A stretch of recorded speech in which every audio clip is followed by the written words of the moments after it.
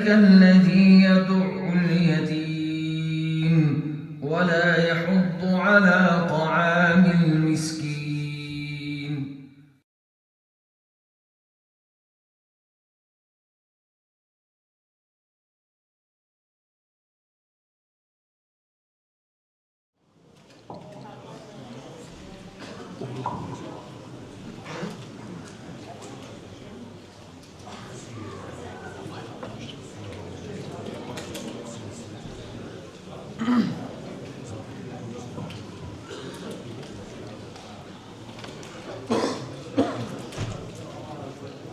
أعوذ بالله من الشيطان الرجيم. بسم الله الرحمن الرحيم. لقد كان لكم في رسول الله أسوة حسنة لمن كان يرجو الله واليوم الآخر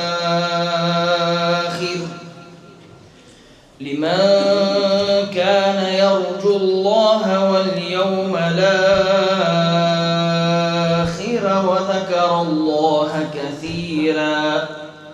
ولما رأى المؤمنون الأحزاب قالوا هذا ما وعدنا الله ورسوله وصدق الله ورسوله وما زادهم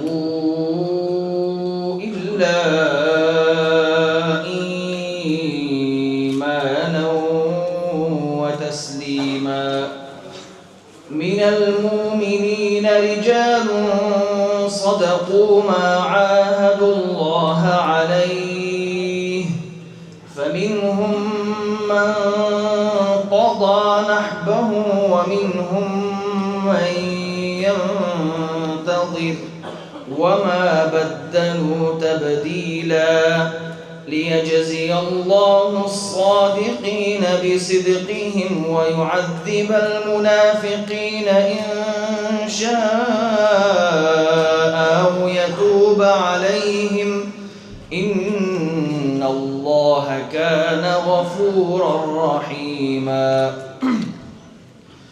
ورد الله الذين كفروا بغيظهم لم ينالوا خيرا وكفى الله المؤمنين القتال وكان الله قويا عزيزا.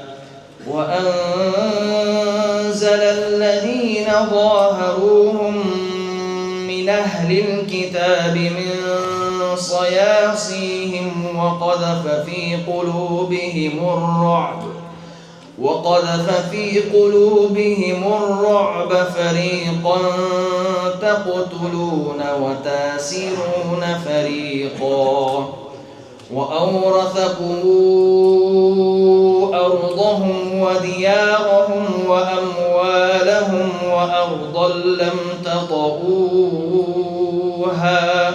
وكان الله على كل شيء قديرا. يا أيها النبي قل لأزواجك إن كنتن تردن الحياة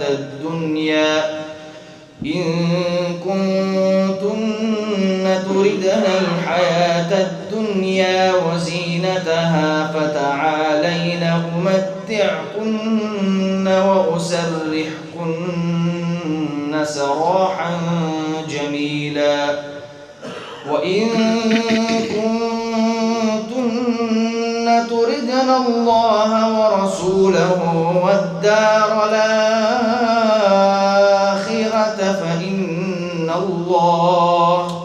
فإن الله أعد للمحسنات منكن أجرا عظيما.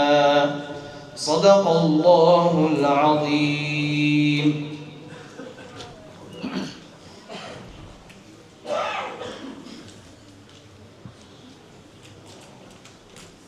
أعوذ بالله من الشيطان الرجيم.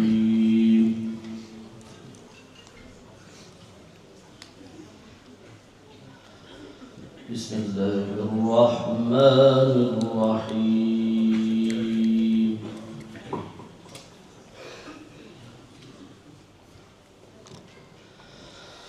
سبحان الذي أسرى بعبده ليلا من المسجد الحرام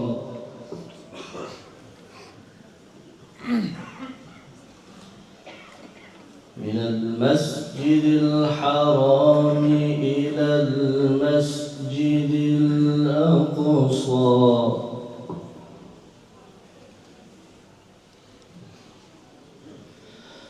الذي باركنا حوله لنريه من آياتنا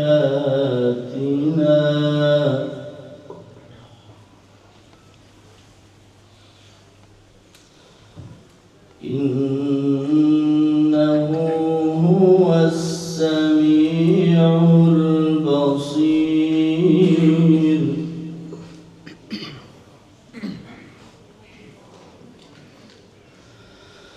سبحان الذي أسرى بعبده ليلا من المسجد الحرام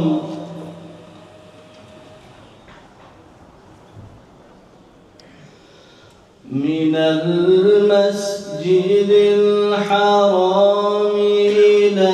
المسجد الأقصى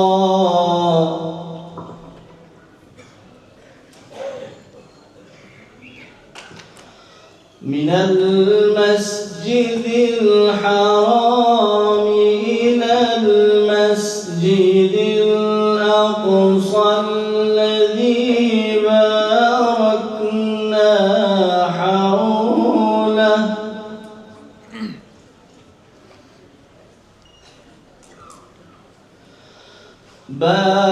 باركنا حوله لنريه من آياتنا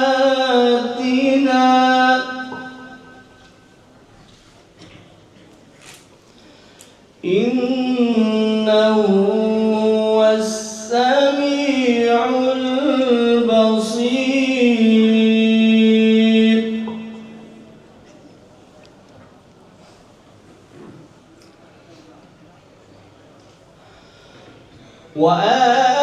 وآتينا موسى الكتاب وجعلناه هدى لبني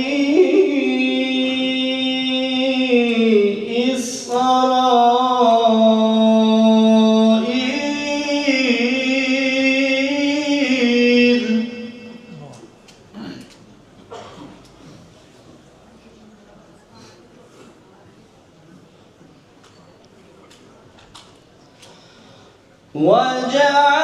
وجعلناه هدى لبني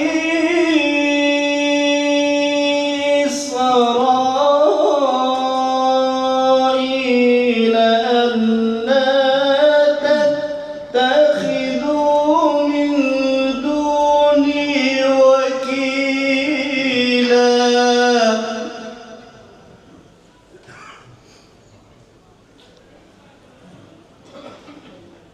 ذرية من حملنا مع نوح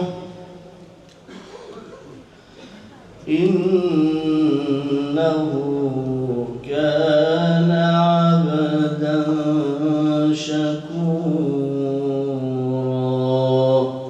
صدق الله العظيم.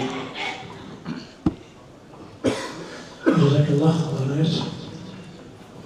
Buyurun Harun.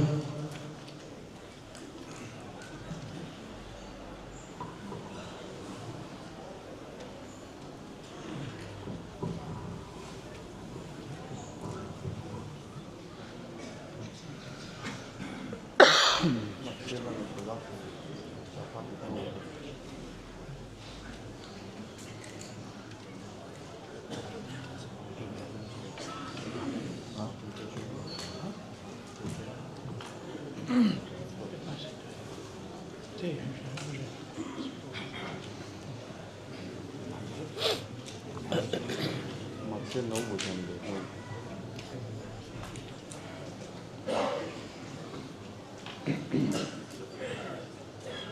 الله الرحمن الرحيم نحمده ونصلي على رسوله الكريم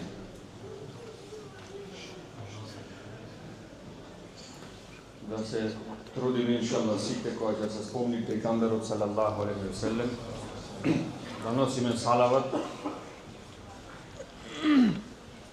Една од вредностите, од наградите за човек што ќе носи салават на пејгамберот салаллаху алейхи ве селем е носи салават на пејгамберот и вели еден мелек го земви, вели тој салават што го учи човекот и го носи директно Медина, кај пејгамберот салаллаху алейхи ве селем, му го презентират како поклон и му вели Филан и Филан, кој што е син или ќерка од Филан и Филан. Значи се спомни тој што пуштат салават и родителите негови. Ова е вели ја Расулаллах пуштено од него за тебе. Која чест би била името наше, името на родителите наши да се презентират пред пејгамберот салаллаху алейхи ве селем. Еднош како пуштиме салават, еднош ќе се презентира. 100 пати ако пуштиме салават, 100 пати ќе се презентира. 5000 пати ако пуштиме, 5000 пати ќе се презентира. Значи, што повеќе пуштаме ние салават на пејгамберот салаллаху алейхи ве селем, колку повеќе салават ќе Аллах џелешану ќе пуштат на нас. Пејгамберот салаллаху алейхи ве селем вели: кој што ќе пуштите еден салават на мене, Аллах џелешану го пуштат 10 салавати на него. А улемата вели еден салават да се прави кабул над нас од страна на Аллах џелешану доволен е да ни ја упре и дуњава, а да ни го упре и ахиретот кој што ќе важи за везден, кој што нема да има крај. Елхамдулилlah на Аллах џелешану нон-стоп да он прави. Што ни има дено многу благодети. Толку благодети ни имат Аллах џелешану што не можеме да изброиме. Аллах џелешану во Куран вели: "Ва ин таудду ни'маталлахи ла тухсуха." Еден благодет вели Аллах џелешану. Не вели благодети, еден благодет да сакаш да го изброиш, да го искажиш што Аллах џелешану ни го има дено и нема да животов цел нема да ни е доволен ние за да го искажиме тој благодет што Аллах ни го има дено. Окото, например, ако го земаме, ние го гледаме само како имаме вид, ама со тој вид колку ми е работи правиме. Не можеме никогаш да изброиме. Што гледаме, кого гледаме, колку гледаме, каде гледаме, мајка гледаш, татко гледаш, деца гледаш, пат гледаш, гледаш кеоиш, што сакаш гледаш, многу работи. Слух Аллах џелешану ни има дено. Осет Аллах џелешану ни има дено. Раци и нози како Аллах џелешану ни има створено во перфектна форма. Аллах џелешану вели: "Ла ин шакартум ла азиданнакум." Ако вие вели правите шуќур, Аллах џелешану благодетите ќе ви изголеми. И ние сите имаме потреба од благодетите на Аллах џелешану. Затоа се трудиме да видиме од оние кои што ќе му бидат захвални робови на Аллах џелешану. Од сите тие благодети, најголем благодет што Аллах џелешану ни го има дено е келимето ла илаха иллаллах Мухаммеду Расулуллах. Човек на ова дуња може да има што сака. Може да биде најбогат, може да биде најпознат, може да јајд што сакат, може да легнат ке сакат, може да пијат што сакат, може да ојд ке сакат, може што сакат да прават. Ама ако ова истиот човек умри без келиме, умри без иман, не верви во еден единствен Аллах џелешану, тој човек ќе ојде во џехеннем завезден. И тој оган нема да има никваш крај. Ова ние го слушаме само џехеннем, ќе видиме за таму, се играме некој, се зафаркаваме. Дурбевме во Пакистан ние, дојде еден глувонем и пробваше да ни објасни, да ни зборви за Аллах Джелешануху со знаци, со ишарети како што зборве тие. Еден имаше со него преведувач што ни преведвеше и на еден од нашите му падна интересно, рече, ако мој да те снимам, а не рече, те е греф. И овај нашиот му вели, нека му вели, греот за мене, не за тебе. Рече, греот за тебе, не за мене, пушти, рече, раката иска еден опалјач. Дај, рече, парсто да видиме колку сијак. И овај нашиот рече, не, рече, ќе ми изгориш. Овде, рече, ако ти немојш ова да го истрпиш овде вака овај опалјач, огнот джехенемски како ќе го истрпиш, не прави се храбар. Али ако човек нема ништо на ова дуња, ништо ич не поседува, нема да јај, нема да пијет, нема каде да спиет, нема ништо, од наше гледано, ние треба да поможиме, треба да жаламе како муслимани, и за муслимани, за немуслимани. Али тој човек има иман, верви во еден единствен Аллах Джелешанову, тој човек може да умрити од таа глад. Ама матите него завршат со неговото умирање. Само што тој ќе се пресели на ахирет, тој више мака нема да види. Зошто? Зашто умрел со иман, со вервење на Аллах Джелешанову.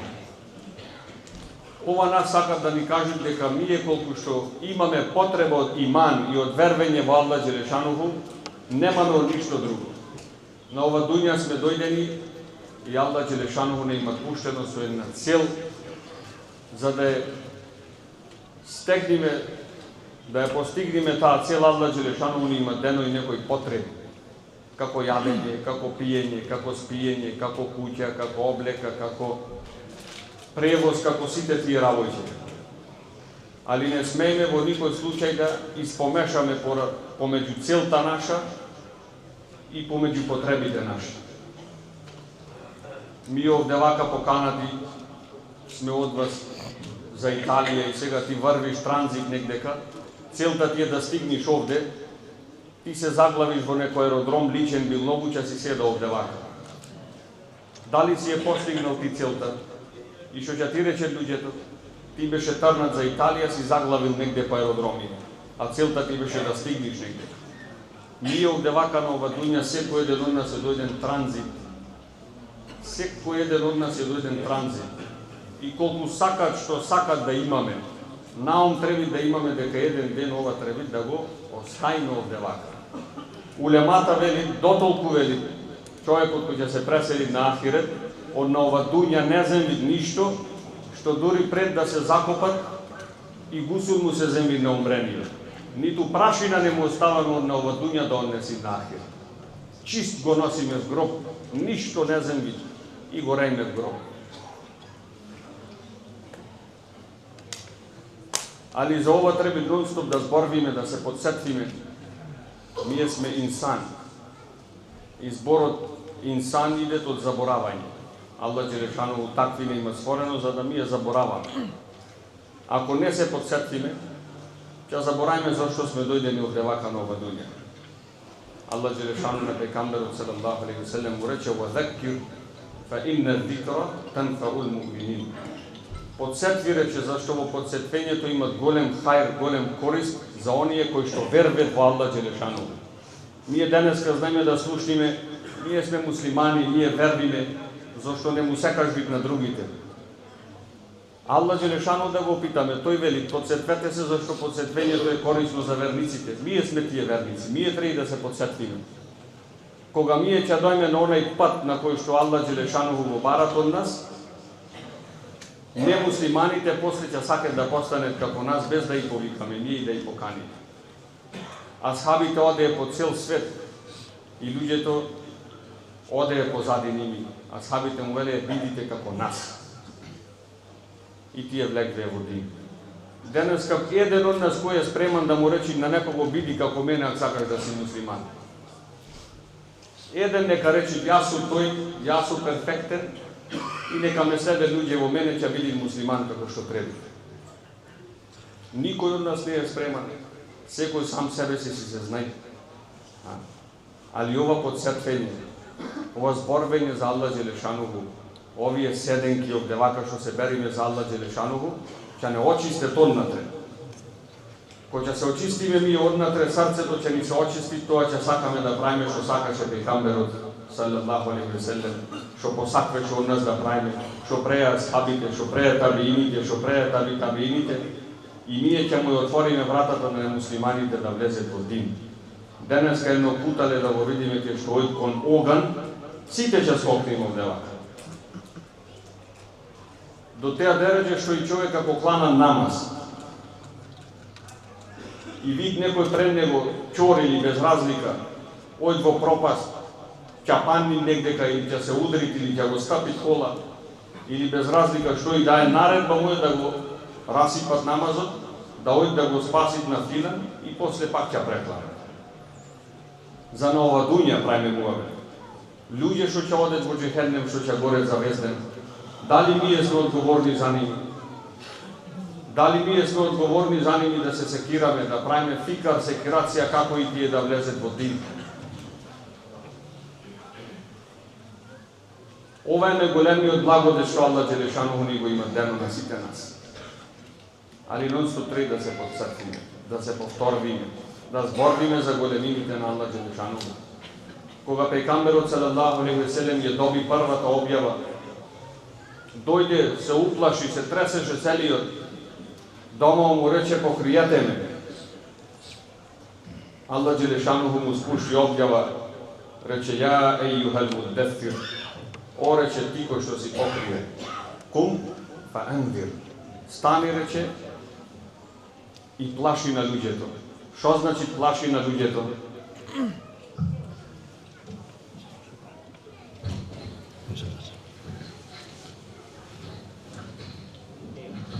За какво плашење се зборвите овдевака?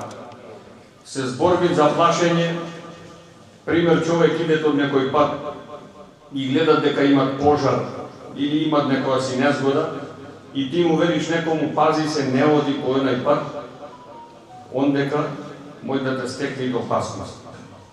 Дали тој човек тебе ќе ти се налути да ти рече зошто ме плашиш? Напротив, ќе ти се захвали, ќе ти рече фала ти многу што ми кажа каква е ситуацијата напред, да знам да го мена патот. Ние сите сме тарнати на пат на кој што Аллах Джелешануху не е размер. И ако нас дојде некој да не предупреди и да ни каже дека овај пат ке што оиш не чини, напред идете еден таков оган кој што е 70 пати посилен од огнот од девака на ова дуња, зарем ние треба него да му се лутиме? Аллах Джелешануху сам ни кажува во Куран, ни зборви: Ја ејюхеллезина аману ку анфусакум ва ахликум нара. О, вие верници, велит Аллах Джелешануху, заштитете се себе си и вашата фамилија од огнот џехеннемски. И сега ние на Аллах Джелешануху да му се лутиме зошто Аллах Джелешануху не плаши. Ни кажува дека идете еден оган, кој што е толку силен, толку јак. Аллах Джелешануху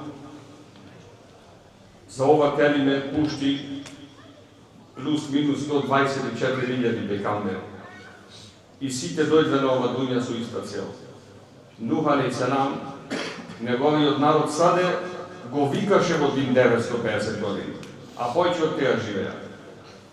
И шо вели Нух алейхиссалам: Инни дауту кауми лејлен ва нахар. Ја вели мојот народ го викав дење и ноќе кон Аллах Джелешануху. Ние денеска сме овде вака пречекани, сите не сакат. Сите сакат да се сретнат овие пејгамбери кои што беа директно одбрани од Аллах Джелешануху, пуштени директно ке народите и грде. Му велеа лоши зборови, не изслушае и покрие нивните фаци. А Нух алейхиссалам вели: Фалам јазидхум дуаи илла фирара. Ја вели ти викам, место да се приближат, тие бегај од до мене.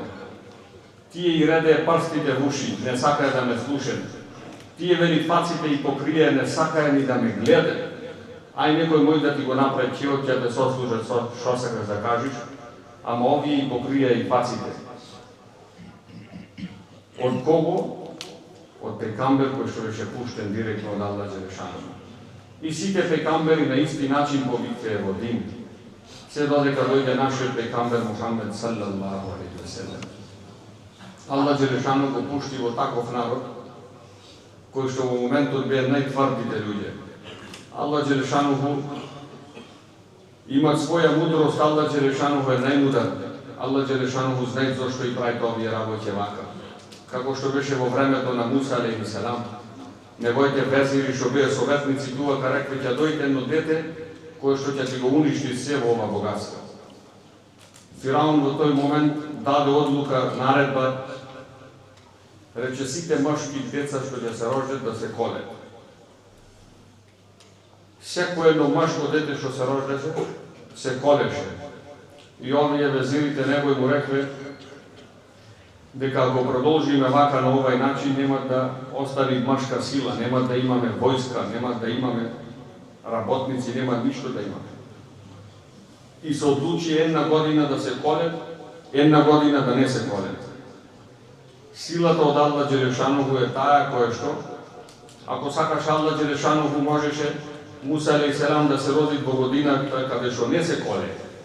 Али Аллах Джелешану направи Муса алейхи селам да се роди во годината каде што се коле деца. И на мајка му што му даде наредба, фарли го рече во вода. Да го фарлиш некого во вода, овде нема спас. Овде само не спас има. Во вода да го фарлиш бебе мало, туа мој само да имат хаос. Од сите страни изгледаше хаос. Децата се колее. Аллах Джелешану на мајка му вели фарли го во вода. Во сиве овие пакоси, Муса алейхи селам стигна пред куќата на Фираун и Аллах Джелешану направи таков систем да докажи дека Аллах Джелешану прави све.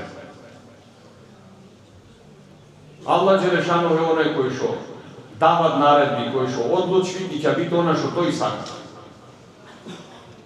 Жената од Фираунот рече да го земаме ова за нас, може ќе ни се најќе ни послужи.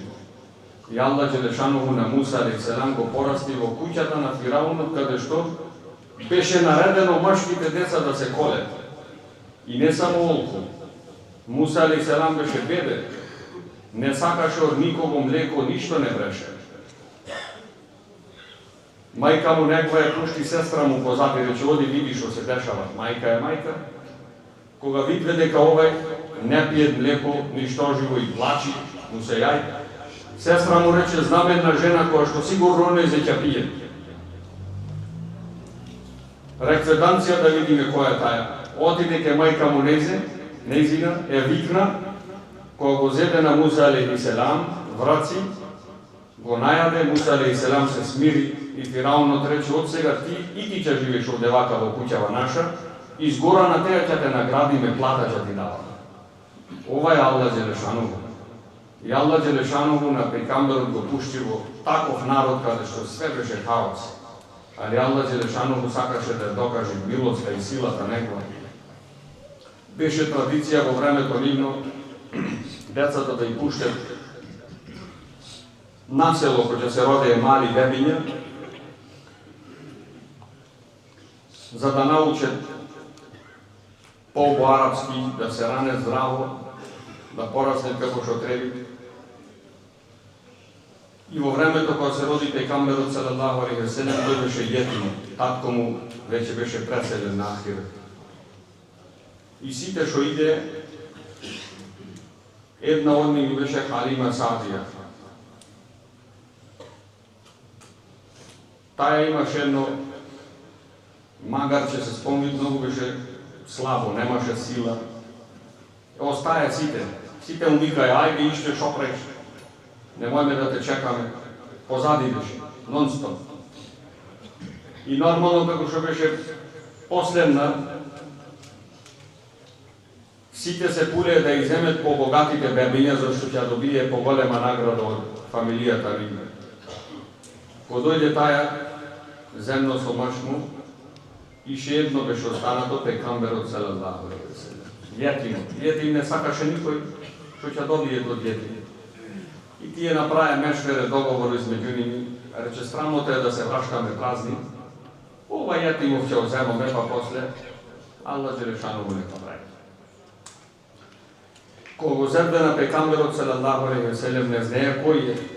Таков берекет Аллах Джелешану му даде, магарчето нејзино сприја постана. Сите што му бе избегали и стигнае. Се чудеја сега, ова беше последна, сега фати напред. Млекото од животните нејзини се дуплира.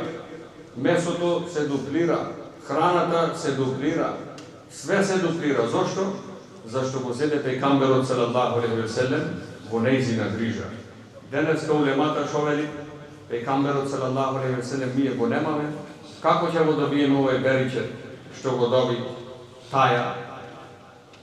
Улемата вели пекамберот салаллаху алейхи ве селем не е присутен. Али динот од пекамберот салаллаху алейхи ве селем е присутен, изгора на теја е и јетим. Денеска динот од пекамберот салаллаху алейхи ве селем никој не го сака. Искрени да си бидиме со себе си сите. Да не се момиме себе си. Денеска сакаме све нешто ново, кое што му варви модата. Сега беше вака, сега не е ова, и на која сега. Сега треба дојме напред, сега назад, сега ваму, сега таму, сега не знам како. Али Аллах Джелешану вели во динот, вели од Аллах Джелешану му нема промена. Како што беше, таков ќе си тера до судниот ден. И кој што ќе го фати динот од пекамберот салаллаху алейхи ве селем, ќе биде успешен и на ова кратка дуња, ќе биде успешен и на ахирет. И зошто да не го фатиме ние динот од Аллах Джелешану? Спомнавме на почеток такви благодети има денова. Аллах Джелешану шо вели? يا أيها الإنسان ما غرك بربك الكريم الذي خلقك فسواك فعدلك في أي صورة ما شاء ركبك. О луѓе, вели Аллах Джелешану, што ве измома? Што ве измома од онај Господар кој што е многу милостив, кој што е многу дарежлив, кој што е многу благ? Керим, што значи на арапски керим? Улемата превод нема за арапскиот јазик, мораш да го образложиш за да го разгледаш. Улемата вели керим значи бараш од Аллах Джелешануху, тој ти дава. Ти пак бараш од Аллах Джелешануху, пак ти дава. И ти не бараш од Аллах Джелешануху, Аллах Джелешануху пак ти дава. Ова е керим. Не бараме од Аллах утре очиве пак да ни гледе, утре пак ни гледе. Не бараме родзиве да ни работат, утре пак ни работат. Не бараме умов да ни е токму, утре пак ќе ни е токму. Не бараме рациве да ни работат, утре пак ќе ни работат. Аллах Джелешану го дава тоа. Што ве измома, вели Аллах Джелешану? О, луѓе, што ве измома, што ве оттарна од Аллах Джелешану? Онај кој што ве створи токму, онај кој што ве створи исти. Две раци ни даде исти, две нози ни даде исти, две уши ни даде исти, две очи ни даде исти. Уста, две бузи ни даде исти. Аллах во Куран вели: "Алам надж'ал лаху айнейн." Зарем не му дадохме на човекот две очи? "Ва лисанан ва шафатейн." Зарем не му дадохме, вели, јазик, не му дадохме бузи? Овие се збор од Аллах Джелешану. Не се овие мои зборови. Аллах Джелешану не подсети на што ли има дено. Ние заборавме на Аллах Джелешану. Аллах вели, можеше да ве створи во каква форма сака. Една рака олца, една до понака. Нозите една ваму, една таму. Ушите едно напред, едно назад. Очите измешани.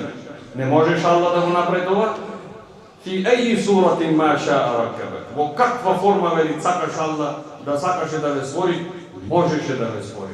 Али Аллах Джелешану перфектно тело ни даде, перфектна форма, све перфектно, и пак ние се таргаме од Аллах Джелешану.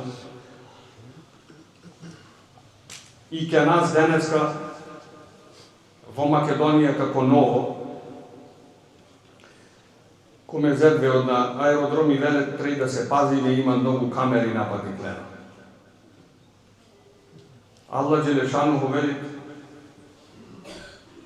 Кирамен катибин ја'лемуна ма тефалун. Секој еден од нас имат по 2 камери. Од моментот кога сме постанати полнолетни, секој еден имат од нас по 2 камери. Све знеш што правиме, све знеш што зборвиме, све знеш што слушаме, све знеш што гледаме. Овие благодети од Аллах Джелешану што ни има денос, знат како и користиме. Едно е шуќир да му правиш на Аллах со уста, едно е шуќир со дела. Ни дал очи да речеме елхамдулилlah, очи ни даде. Али со дела да гледаме оно што барат Аллах. Со ушите да слушаме оно што барат Аллах. Со нозите да ојме оно каде што барат Аллах. Со раците да правиме оно што барат Аллах. Ова е шуќир со дела. Казните се големи, 20, 50, 100 евра, вредноста му е знајме на 100 евра. Цел ден треба да работаш, за да добиеш и се за казна да му и платат.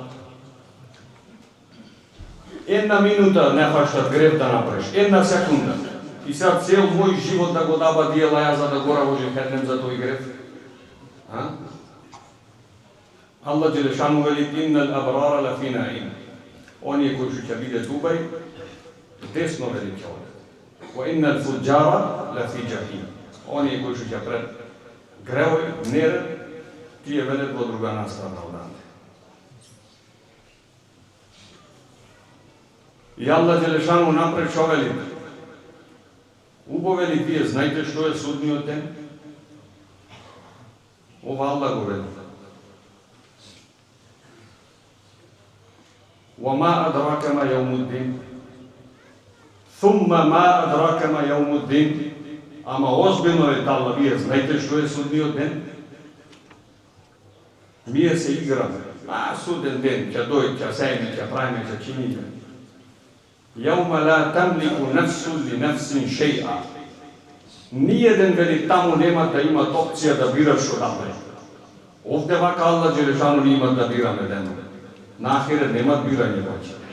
Вал амру јаума иди лилlah. На тој ден сета одлука, сета наредба ќе биде од Аллах Джелешану.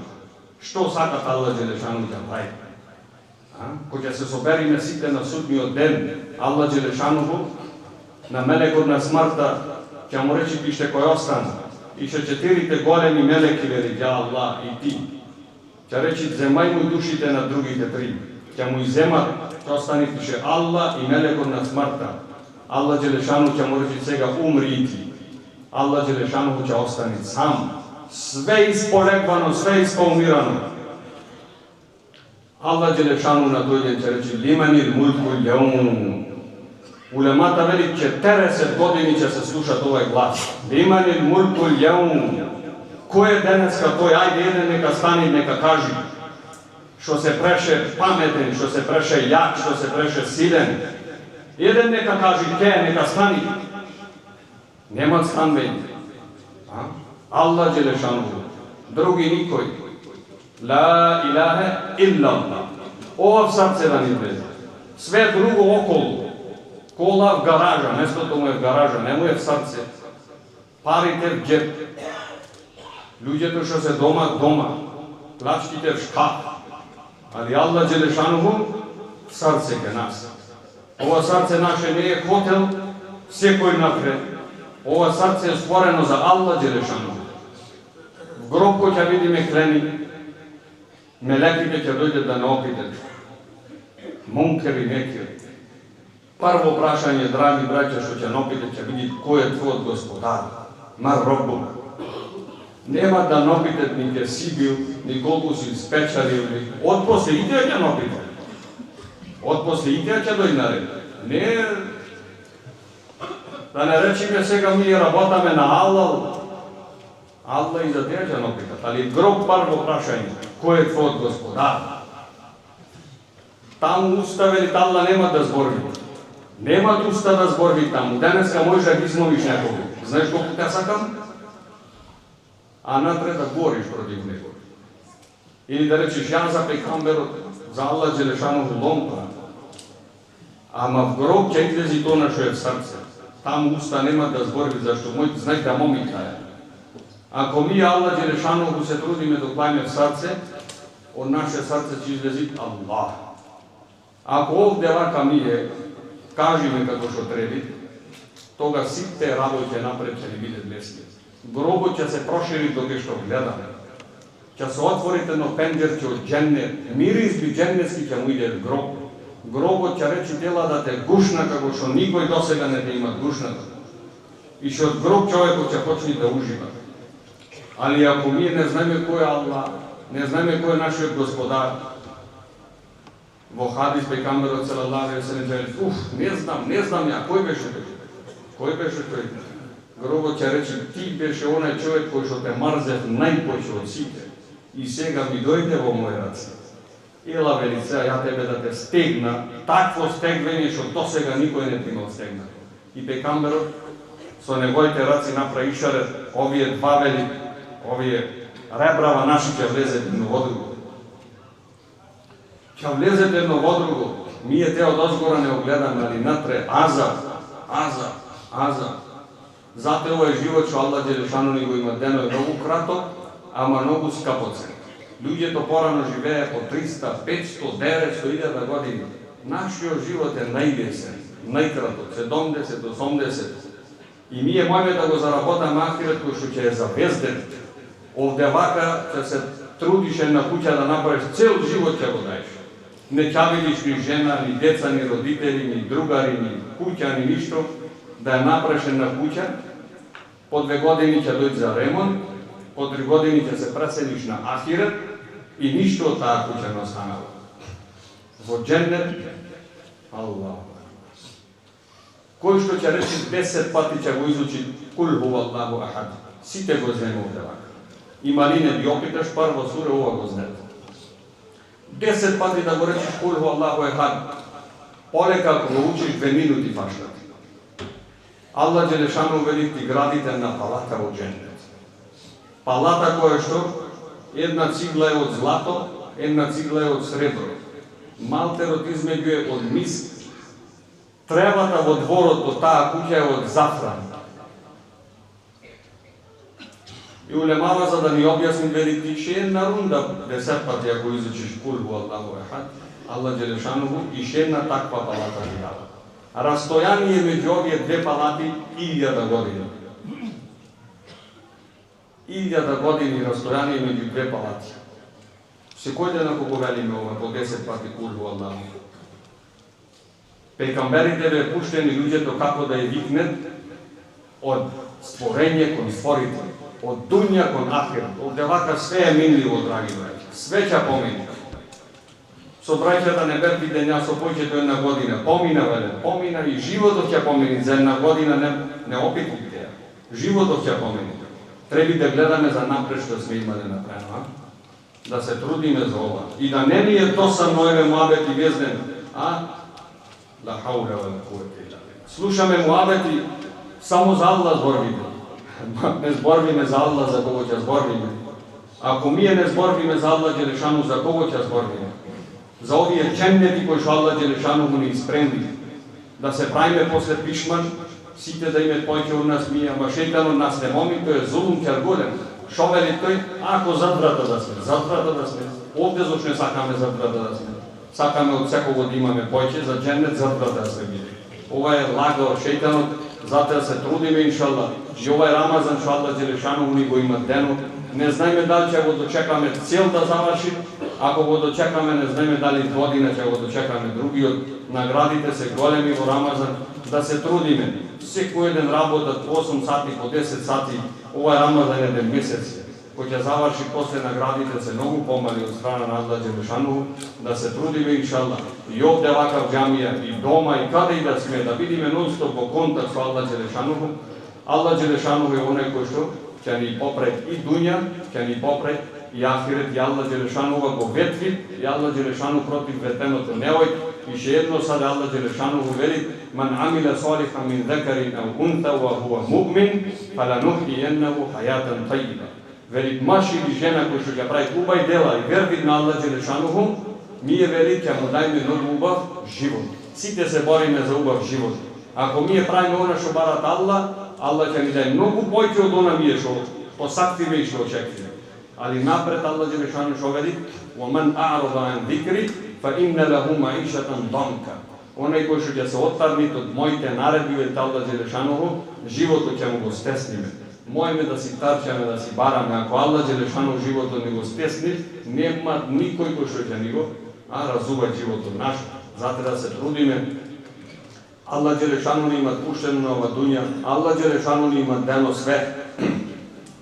Da se trudime da ojme po naredbi od Allah Đelešanu, po sunnetu na Pejgamberu sallallahu alejhi ve sellem, Allah Đelešanu će ne napraviti uspešni i spaseni i na ova kratka dunja, će ne napraviti uspešni za ahiret koji što će vidjeti, koji što će praviti za vjezden, koji što nema da ima kraj. Zato inšallah, kada i da sme, da zborbime, da slušame, da mislime, da gledame za Allah, Allah Đelešanu je onaj koji što će ni poprecite naši sostojbi i na ova dunja i na ahiret. Subhanallah i bihamdih. Allah ve recite inşallah hvala za kuranski te aşeriši poučja hafizite ili hafize. Allah ve recite ovajni. Saka samo da ih poselame drugite efendi i hafiza koji što nije tuga egzon sada se pružet sve do Ramazan. Pa večer egzon će ni klanjati farz namaz inšallah.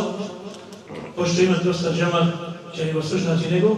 A posle toga da taravijite i vitar namaz će ni klanjati ove tri hafizi, ako saka tri hanis hafizom može da se pokuće. Znači, ovaj vikend, alhamdulillah, go povinuvamo v dobar ambijent so gosti. Večera še iftar od Podgorci, međutim, džamijava je polna od cite strani. Neka Allah venera cite što odverovte i sve del u ova večer. Ja sam o nekoj raboti, sakam da i kažem, jedan emanet za džamijski odbor koji što je donen od Podgorci. Dopovikujem Redžep Kalimanovski, jedno priznanje kako odbornika je tuka da mu predademe jedno priznanje. Ako ne, togaš hafize tebe. Redžep Kalimanovski tu je? Ajde.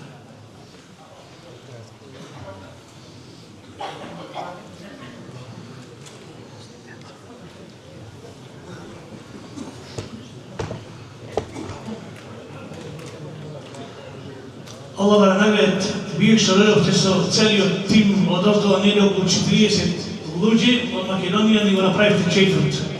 Išla da se gledame za hajr, jedno malo kako hedije od nas, džemat emanet, pa bujrum 7 na cijeli džemat, išto Redovce vakasite, Allah za sekoj centimetar, za sekoj milimetar bilo piše do seba, amin, ja gledam zajedno sa ove femiti. Salamu alaikum. Posle toga povikujem na društvo humanitarno koje je formirano ovdje, društvo Zemzem, je Ramušovski Muorem kako predstavnik na ova društvo. Džamija te je džamija i treba citere podržuvame, međutim humanitarните društva se i ti je dvigatelj na okolo džamije така натамо, pa večera se pokaže i ti je nivni od iftar i inšallah da ih podržuvame i džamije i društvata, jedno priznanje za vas, za vaš tim, inšallah, da sve zdravi i živi, neka Allah benareti vas.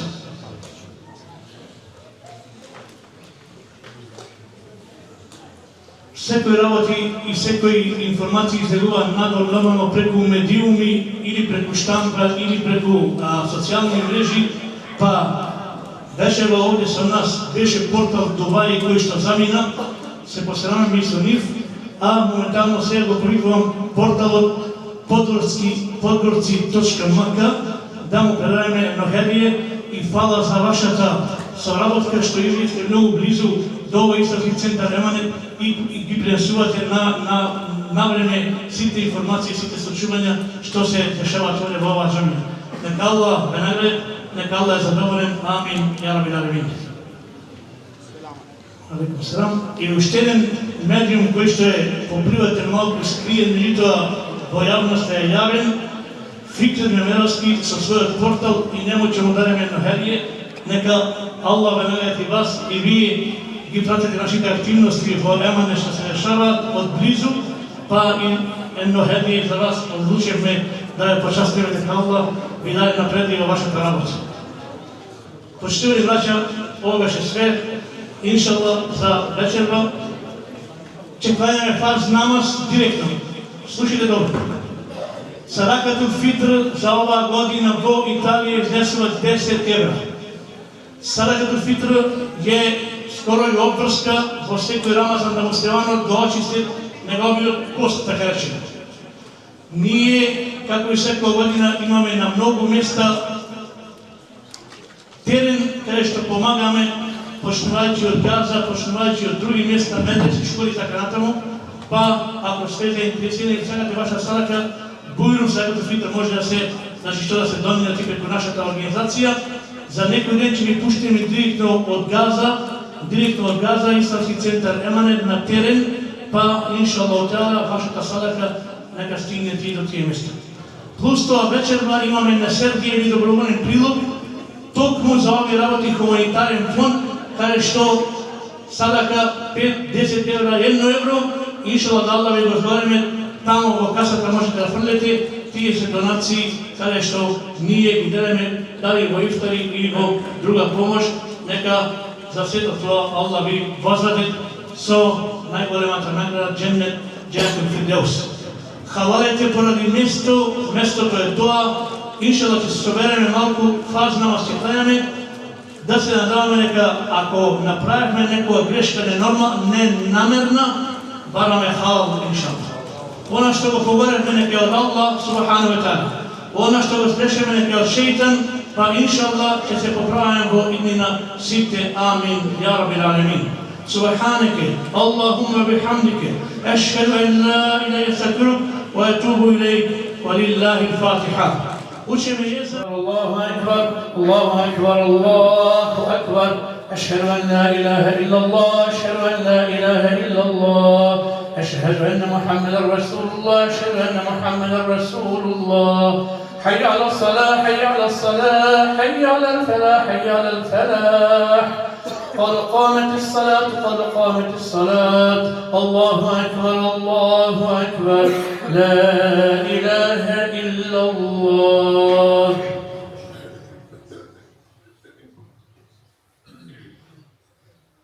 الله أكبر.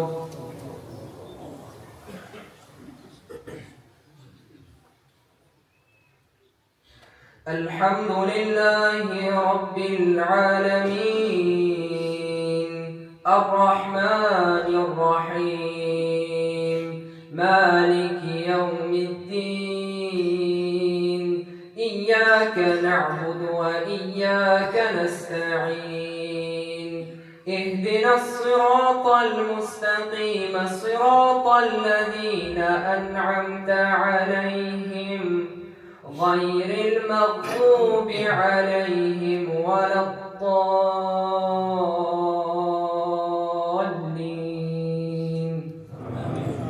يسألونك عن الأنفال قل الأنفال لله والرسول فاتقوا الله وأصلحوا ذات بينكم وأطيعوا الله ورسوله إن كنتم مؤمنين. إنما المؤمنون الذين إذا ذكر الله وجلت قلوبهم وإذا تليت عليهم آياته زادتهم إيمانا وعلى ربهم يتوكلون. الذين يقيمون الصلاة ومما رزقناهم ينفقون أولئك هم المؤمنون حقا لهم درجات عند ربهم ومغفرة ورزق كريم. الله أكبر.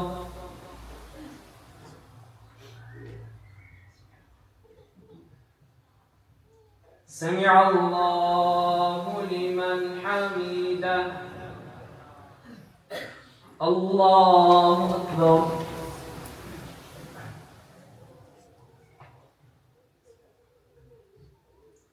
الله أكبر الله أكبر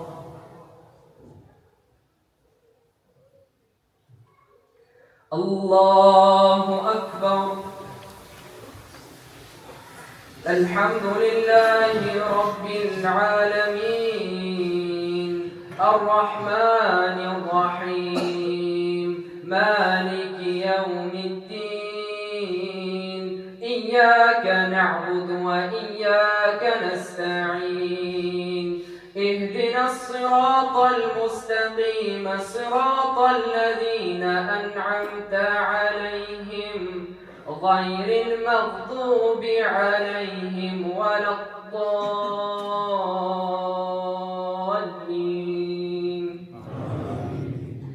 الله يعلم ما تحمل كل أنثى وما تغيض الأرحام وما تزداد وكل شيء عنده بمقدار عالم الغيب والشهادة الكبير المتعال سواء منكم من أسر القول ومن جهر به ومن هو مستخف بالليل وسارب بالنهار له معقبات من بين يديه ومن خلفه يحفظونه من أمر الله إن الله لا يغير ما بقوم حتى يغيروا ما بأنفسهم وإذا أراد الله بقوم سوءا فلا مرد له وما لهم من دونه من وال هو الذي يريكم البرق خوفا وطمعا وينشئ السحاب الثقال ويسبح الرعد بحمده والملائكة من خيفته ويرسل الصواعق فيصيب بها من يشاء وهم يجادلون في الله وهو شديد المحال الله أكبر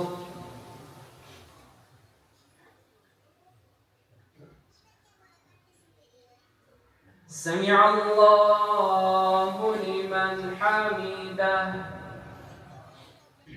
الله أكبر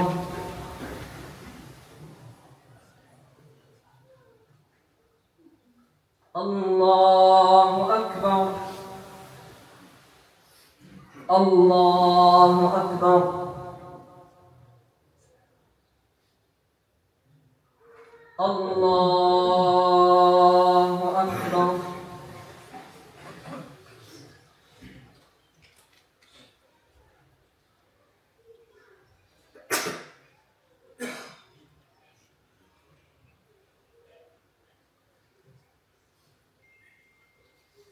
الله أكبر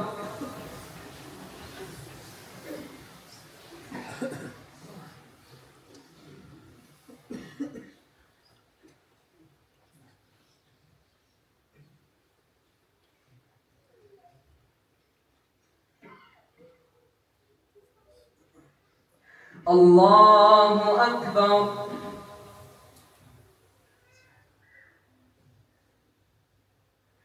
سمع الله لمن حمده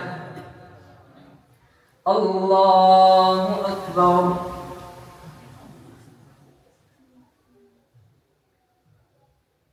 الله أكبر الله أكبر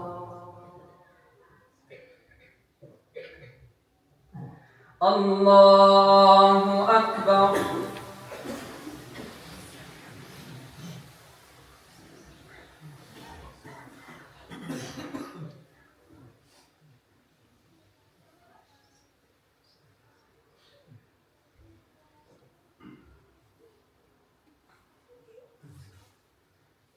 الله أكبر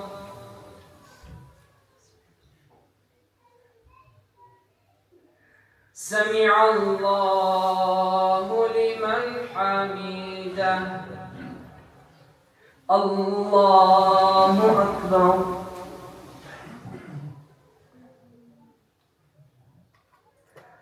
الله أكبر الله أكبر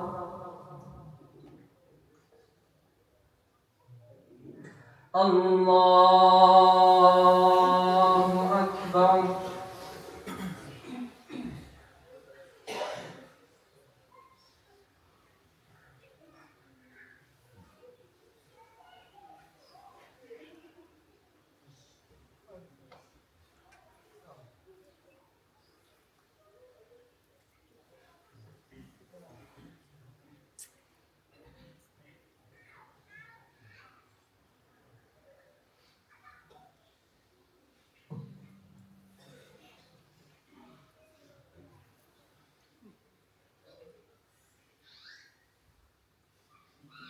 السلام عليكم ورحمة الله السلام عليكم ورحمة الله اللهم أنت السلام ومنك السلام تباركت يا ذا الجلال والإكرام.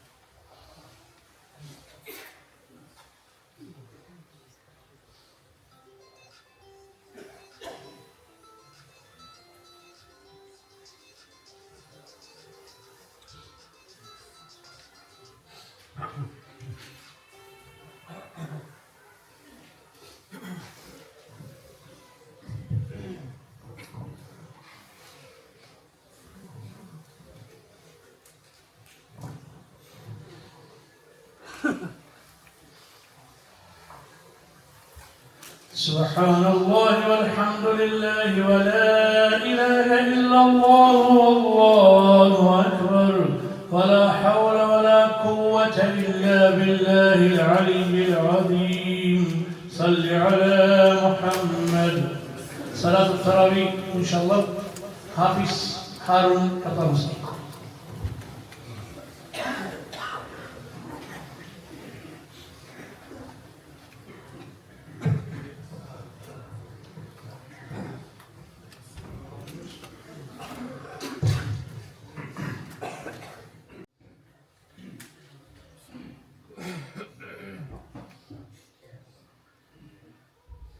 الحمد لله رب العالمين الرحمن الرحيم مالك يوم الدين إياك نعبد وإياك نستعين اهدنا الصراط المستقيم صراط الذين أنعمت عليهم غير المغضوب عليهم ولا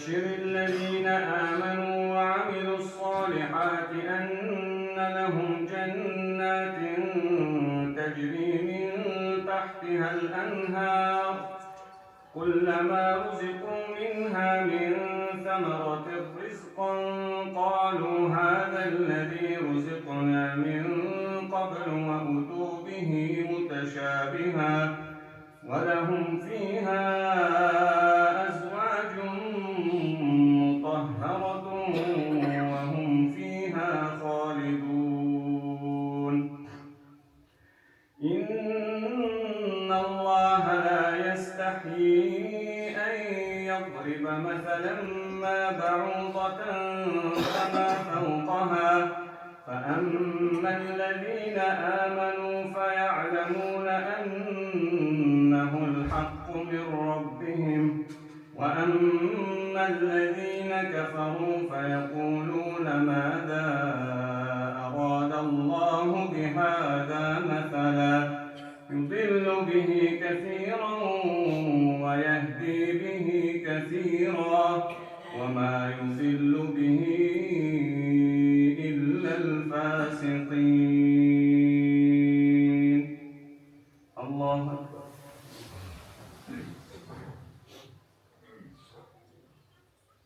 سمع الله لمن حمده. الله أكبر.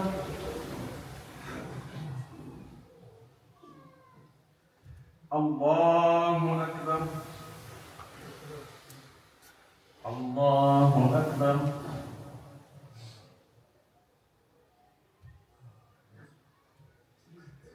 الله أكبر.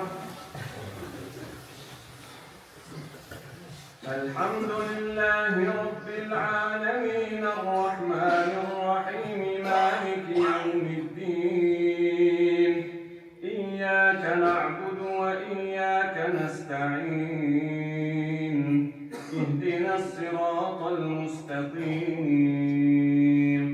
صراط الذين أنعمت عليهم غير المغضوب عليهم ولا الضالين.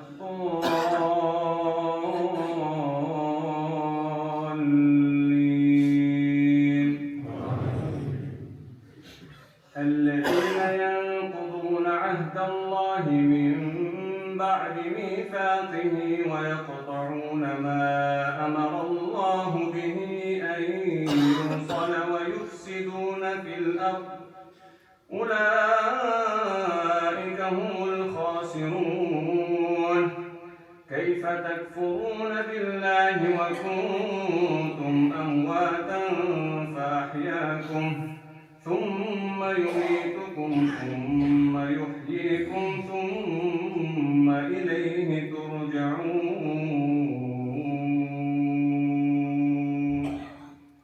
الله أكبر.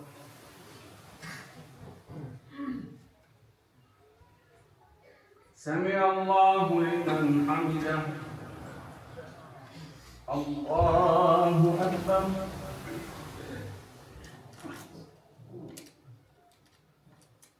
الله أكبر. الله أكبر.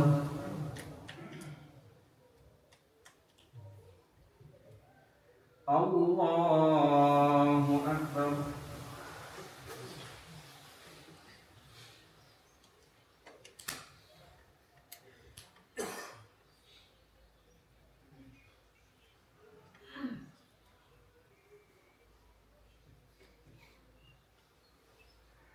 الله أكبر. الحمد لله رب العالمين الرحمن الرحيم مالك يوم الدين إياك نعبد وإياك نستعين اهدنا الصراط المستقيم صراط الذين أنعمت عليهم غير المغضوب عليهم ولا الضالين.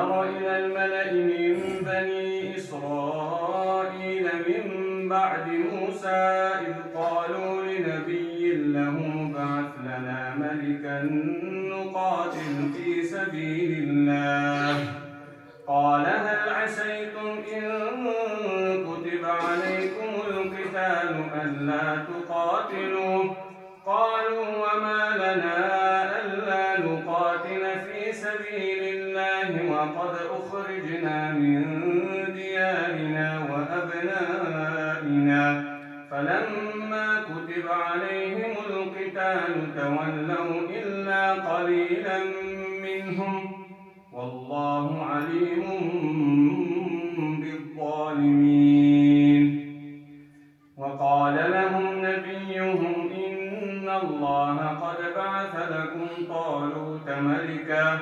قالوا أنى يكون له الملك علينا ونحن أحق بالملك منه ولم يؤت سعة من المال قال إن الله اصطفاه عليكم وزاده بسطة في العلم والجسم والله يؤتي ملكه من يشاء والله واسع عليم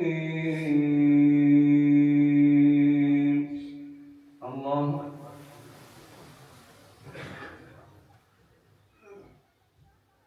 سمع الله لمن حمده الله أكبر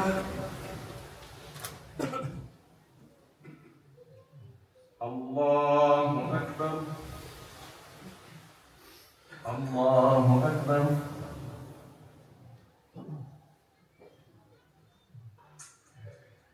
الله أكبر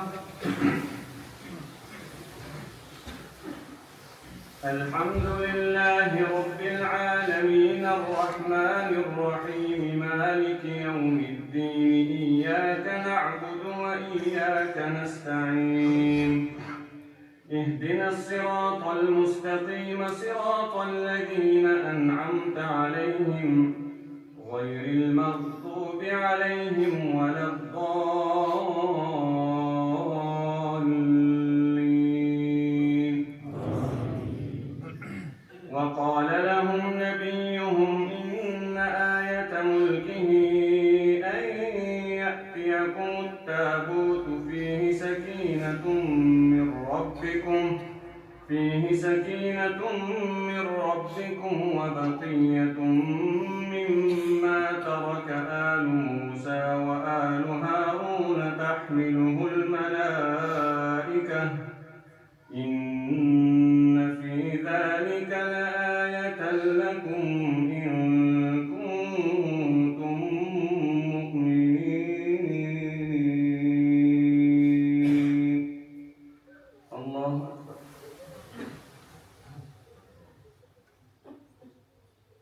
سمع الله لمن حمده الله أكبر الله أكبر الله أكبر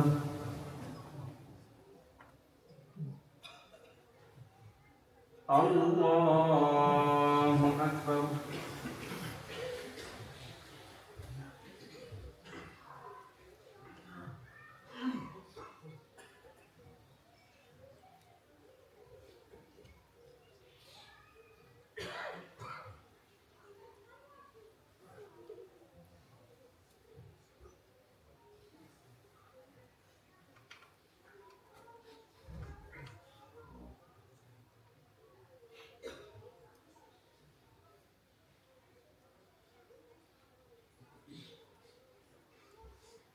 السلام عليكم ورحمة الله. السلام عليكم ورحمة الله. سبحان الله والحمد لله ولا إله إلا الله والله أكبر ولا حول ولا قوة إلا بالله العلي العظيم. صل على